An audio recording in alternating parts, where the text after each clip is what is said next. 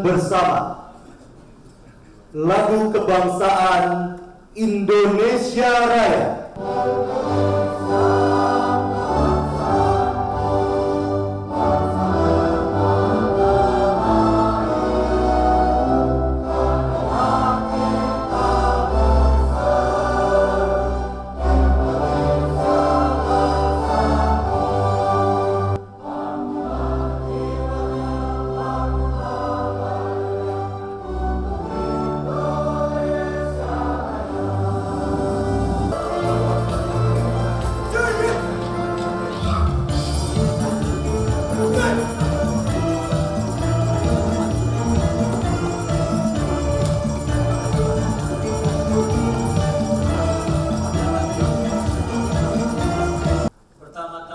Kita panjatkan puji dan syukur kehadirat Tuhan Yang Maha Esa.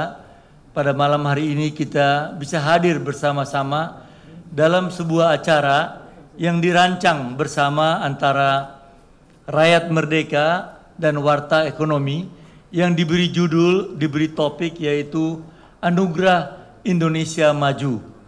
Acara ini nanti akan dijelaskan. Pada intinya kita ingin bagaimana Indonesia maju dari berbagai sudut pandang yang berbeda-beda.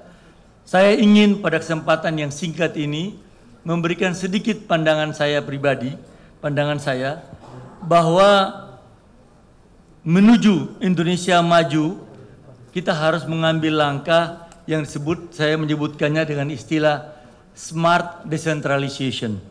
Dengan menyampaikan penghargaan ini harapan saya para penerima penghargaan berikutnya tinggal mengikut Bapak Yusuf Kalla.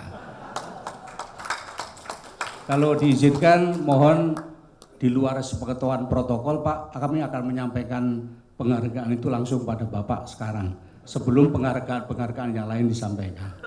Terima kasih Bapak Ibu sekalian. Assalamualaikum warahmatullahi wabarakatuh. Yang akan disampaikan tentunya oleh Direktur Utama Rakyat Merdeka Bapak Mariono. Juga akan didampingi oleh Komisaris Utama Warta Ekonomi Bapak Fadel Muhammad.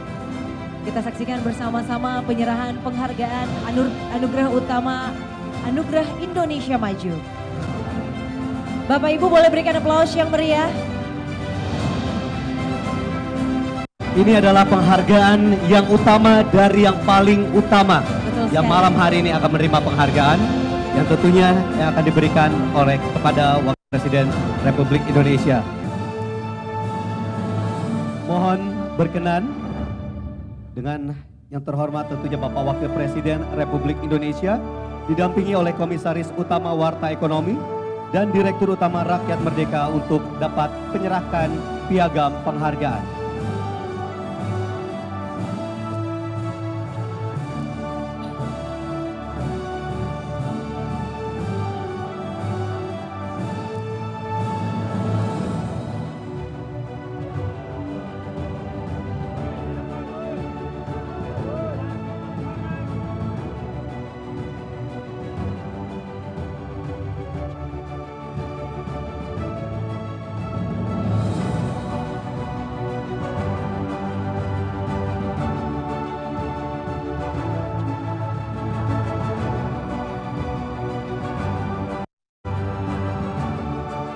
Dan untuk Bapak Ibu yang lainnya, untuk korporasi dan BUMN tentunya yang belum disebutkan akan kami berikan di sesi kedua.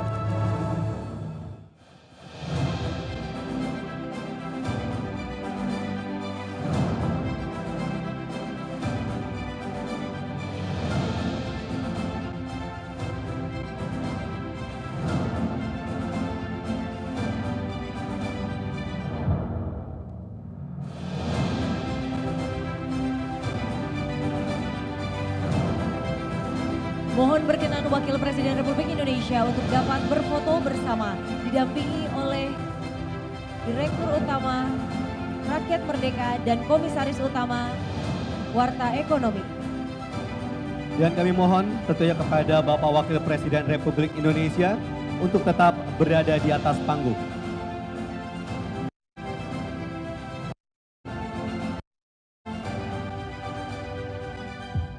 Kita akan simak bersama-sama keynote speech Wakil Presiden Republik Indonesia.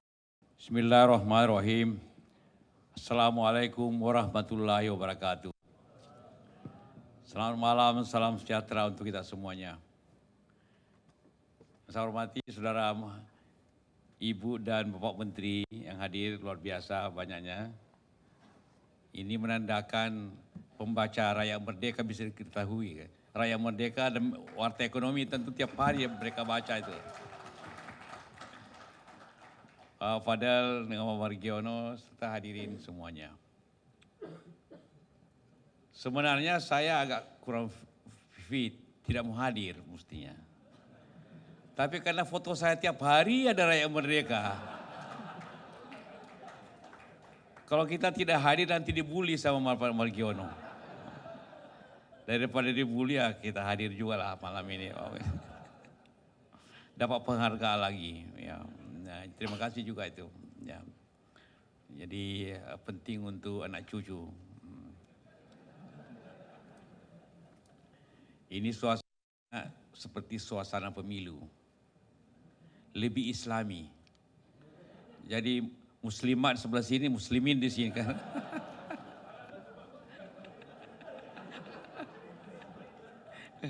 Ya. Pemilu kan begitu, mesti salat subuh, baju sulama, jadi semua lebih islami. Jadi disesuaikan. Saya tentu dalam kesempatan ini, karena masalah ekonomi saya kira semuanya sudah lebih tahu dari kita semua suasananya. Saya tidak bermaksud untuk berbicara tentang sebagai keynote speaker untuk bicara ekonomi kita, tapi pengalaman-pengalaman yang ada. Ekonomi kita, orang bertanya bagaimana nanti. Semua orang mengatakan wait and see. Sisa 9 hari pemilu. Apa yang terjadi? Bilang berdasarkan pengalaman kita 4 kali pemilu langsung, aman-aman saja. Dan memang itu yang kita harapkan. Ini tanda syukur juga.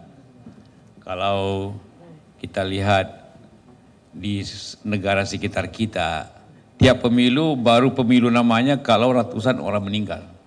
Di Filipina saling serang, di Pakistan malah calonnya yang ditembak.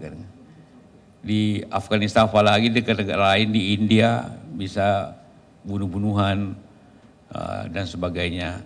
Di Thailand bisa di-kop pemilu itu. Kita negara besar, tapi alhamdulillah insya Allah pemilu kita akan berjalan dengan lancar. Bahwa yang ke 1000 itu Anda semua Pak Margiono dan teman-teman Anda di media saja kan. Jadi, tapi enak juga dibacanya kalau tidak ada berita konflik-konflik, tidak enak bacanya Rakyat Merdeka begitu. Ya, jadi ini juga penting.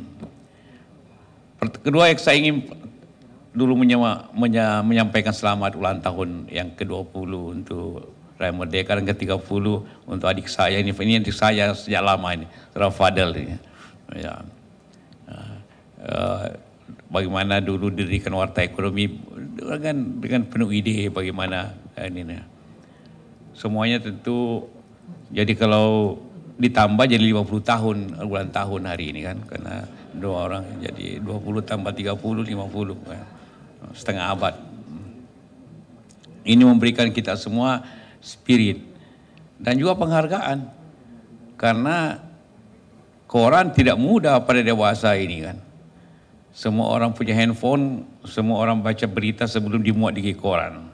Karena itu koran lebih inovatif untuk supaya kita baca gitu kan. Karena itu kalau Rakyat Merdeka yang penting judulnya, isinya terserah. Kita dulu baca judulnya, setelah itu isinya lain, ya itu urusan kalian gitu kan.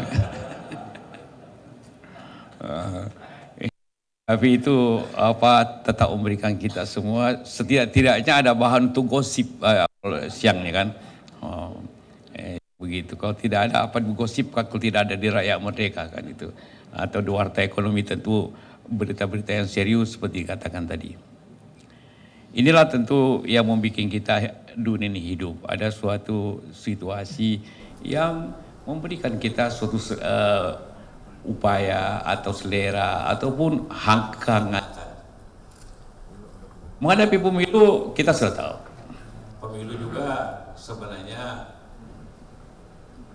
spending itu juga ada ekonomi yang bergerak karena spending, ada jadi consumer driven.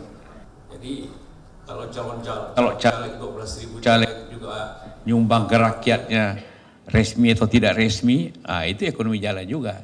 Jadi ekonomi kalau tiap tahun pemilu, bayangkan ekonomi jalan itu sebenarnya kalau tiap tahun pemilu jalan itu. Kertas laku, percetakan laku, dandut laku dan sebagainya. Jadi itu yang terjadi sebenarnya. Ada suatu pergerakan ekonomi akibat pemilu juga. Cuma ya, baliho-baliho saya diatur oleh KPU zaman dulu. Ya, di kota itu semuanya. Jadi ada sesuatu ekonomi yang bergerak juga karena pemilu. Nah setelah pemilu ini tentu kita belajar daripada perkembangan negara-negara lain. Tahun 80-an, 90-an, yang hangat ialah Asian Tiger. Korea Selatan, Taiwan, Hong Kong, Singapura. Bagaimana dia menggerakkan Asian Tiger ekonominya? Pertama, persaingan dalam negerinya dibuka. Bersaing supaya efisien. Kemudian tentu infan industri diproteksi. Kontrol pemerintah atas devisa terjadi dan sumber keuangan lainnya. Kemudian beri insentif kepada hasil-hasil ekspor dan industri. Dan terjadinya pergerakan buruh dari desa ke kota. Itulah yang menyebabkan ekonomi mereka bergerak. Maju. Cina maju dua hal. Karena investasi antara struktur dan investasi, ekspor, dan ekspor. Itulah menggerakkan Cina. Cina menjadi eksportir terbesar di dunia ini. Ekonominya maju seperti itu. Kita ada di mana? Kita tentu mempunyai banyak pilihan-pilihan. Tapi karena terlalu banyak pilihan, kadang-kadang kita lupa pada pilihan. Kita mempunyai sumber daya alam yang kaya. Cuma sumber daya alam bisa habis. Dulu tahun 80-an, 90-an kita masih mengekspor minyak. Pak Yonan di sini punya data tentu. Sekarang kita mengimpor. Jadi itu membuktikan bahwa selalu ada risiko dan ada juga keterbatasan daripada kekayaan alam itu, sumber daya alam. Bagaimana kita memposisikan diri pengalaman-pengalaman seperti itu? Saya minggu lalu ke Batam. Pertama untuk mengecek lagi perintah saya agar pelabuhan Batam itu dimodernisasi. Batam itu sama dengan Tanjung Priok tahun 70-an, Pak Yonan. Ya. Orang sudah pakai kontainer tapi kerennya tetap kren tunggal. Jadi keren tunggal.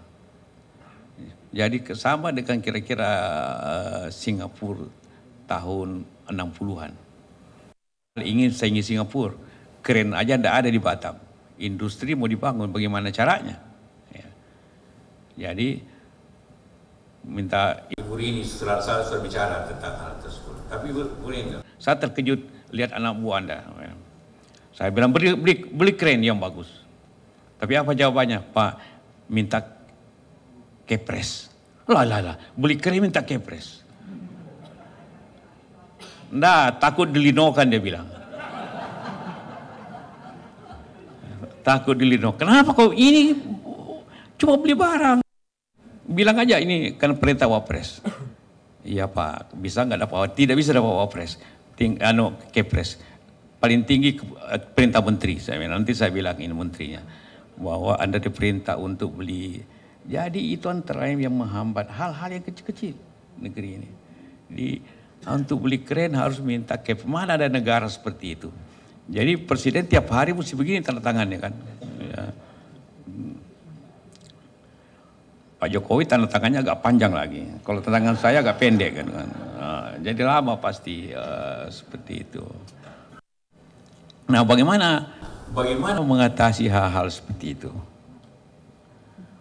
Bagaimana mengatasi birokrasi seperti itu? Bagaimana mengatasi hal-hal itu? Jadi ini kita ada suatu dilema. Kita dibilang banyak korupsi. Akhirnya ada KPK. Dibentuk KPK, tangkapin banyak orang. Rekor dunia sebenarnya di Indonesia itu pemberantasan korupsi. Betul. Tidak ada negara di dunia yang 9 menterinya masuk penjara. Tidak ada negara di dunia yang 19 gubernur masuk penjara. Ada DPR-nya, bupati puluhan. Akibatnya apa? Akibatnya semua ketakutan birokrasi ini untuk bekerja tidak proper. Akibatnya terjadi kelambatan. Mesti paraf kiri kanan, mesti menteri mau paraf dirjen mau teken paraf direktur teken minta paraf di bawahnya. Jadi hal tersebut, dan akibatnya tentu ini mempunyai suatu kelambatan yang terjadi yang menimbulkan suatu lag daripada waktu. Nah itulah menyebabkan kita semua ingin memfasilitasi ini. Banyak hal yang bisa dapat dibuat. Banyak pengusaha teman-teman di sini. Tadi siang kita bicara tentang air. Alangkah janggalnya air di Indonesia ini.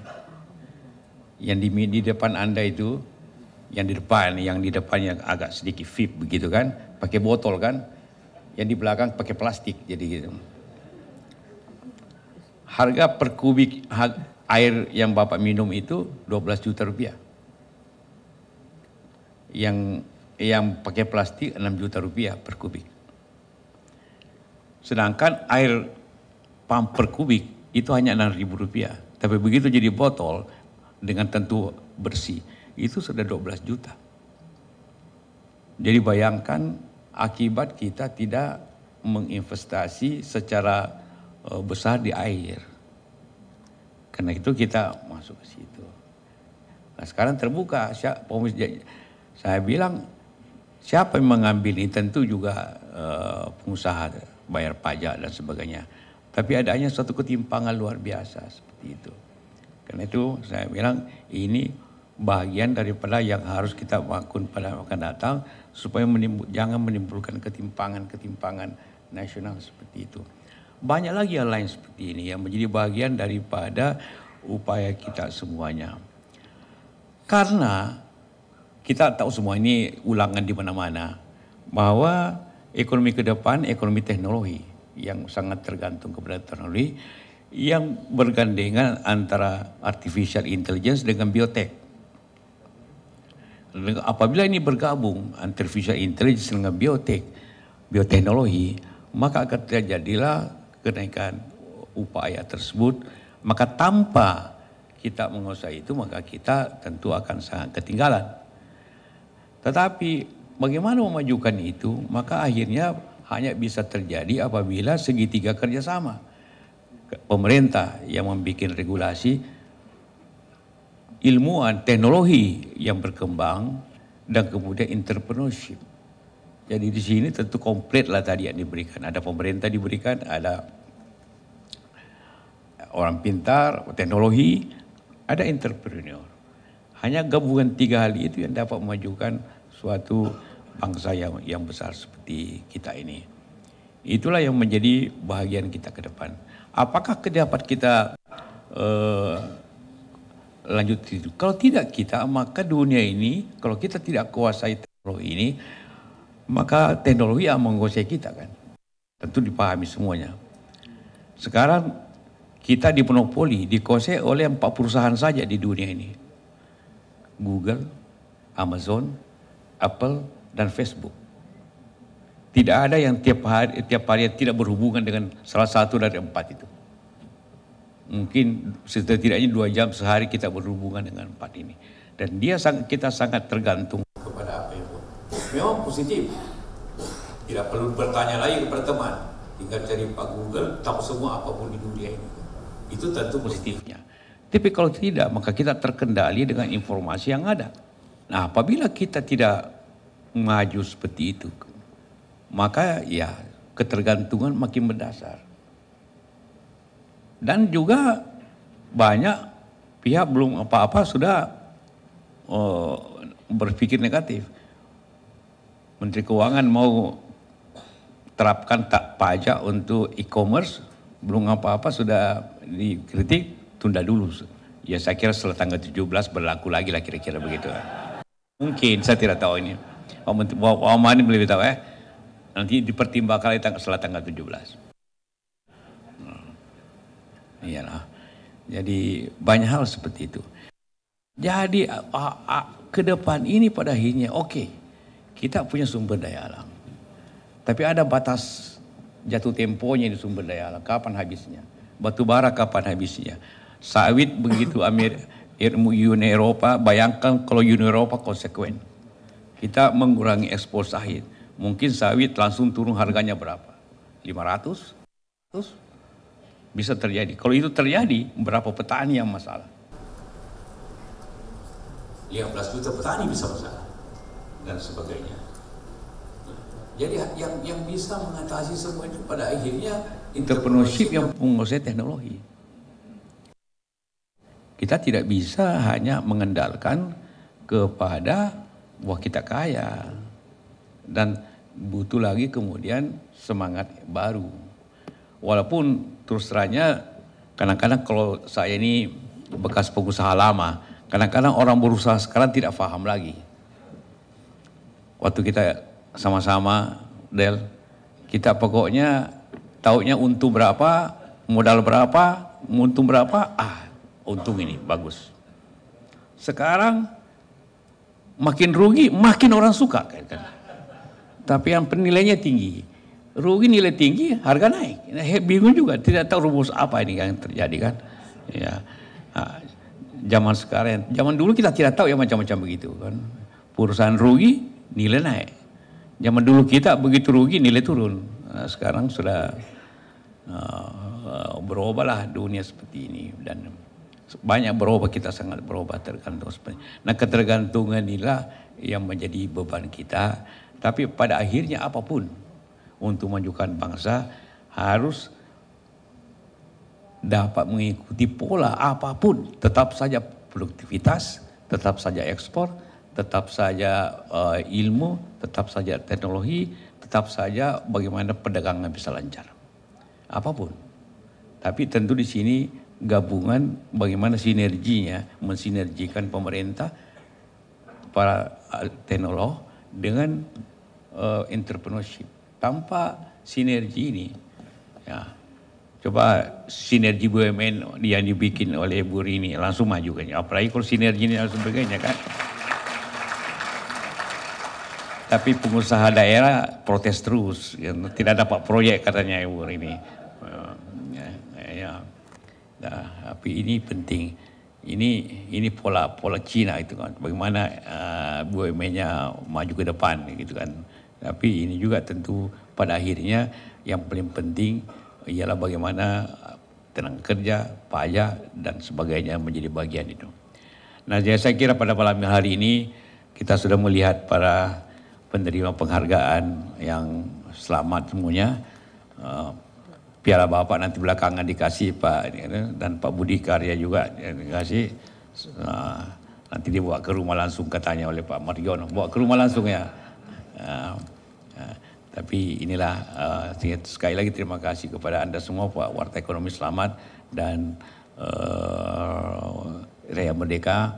Mudah-mudahan berita-berita Anda sampai dengan tanggal 17 tidak-tidaknya menyenangkan kita semuanya. Ya. menyenangkan semuanya. Terima kasih. Wassalamualaikum warahmatullahi wabarakatuh. Wakil Presiden Republik Indonesia, Bapak berkenan meninggalkan tempat acara dan hadirin dimohon berdiri. Berikan tepuk tangan yang meriah tentunya pada Wakil Presiden Republik Indonesia.